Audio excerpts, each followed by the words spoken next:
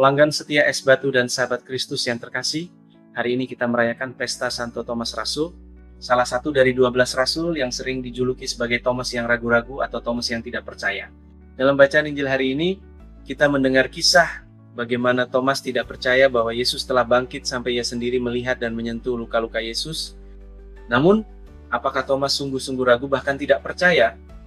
Ternyata Thomas bukan tidak percaya, tetapi ia menginginkan keyakinan yang sejati. Ia tidak puas dengan laporan orang lain. Ia ingin mengalami sendiri perjumpaan dengan Kristus yang bangkit.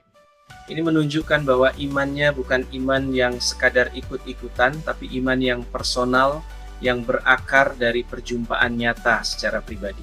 Sebelum aku melihat bekas paku pada tangannya dan sebelum aku mencucukkan jariku ke dalam bekas paku itu dan mencucukkan tanganku ke dalam lambungnya, sekali-kali aku tidak akan percaya. Yohanes bab 20 ayat 25b. Pelanggan setia Es Batu dan sahabat Kristus yang terkasih, perjalanan iman Thomas menunjukkan kepada kita bahwa keraguan bukan akhir dari iman.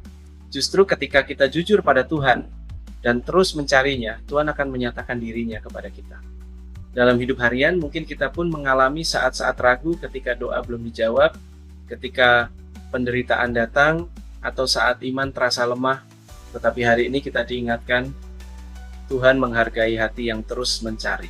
Taruhlah jarimu di sini dan lihatlah tanganku, ulurkanlah tanganmu dan cucukkan ke dalam lambungku. Dan jangan engkau tidak percaya lagi, melainkan percayalah. Yohanes bab 20 ayat 27. Dan lebih dari itu, Yesus menegaskan kepada kita, berbahagialah mereka yang tidak melihat, namun percaya. Yohanes bab 20 ayat 29. Itulah kita orang yang percaya pada Kristus yang hidup di zaman sekarang ini. Maka mari kita mohon rahmat agar memiliki hati seperti Thomas yang jujur dalam iman, berani bertanya, dan akhirnya berani bersaksi.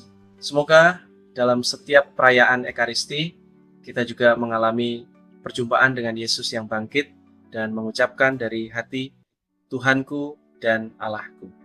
Selamat pagi, selamat beraktivitas dan berkarya penuh iman akan Kristus yang hadir dalam setiap peristiwa kehidupan kita. Salam KOB, jangan lupa BBM dan tetap SPHI. Tuhan selalu membimbing dan memberkati.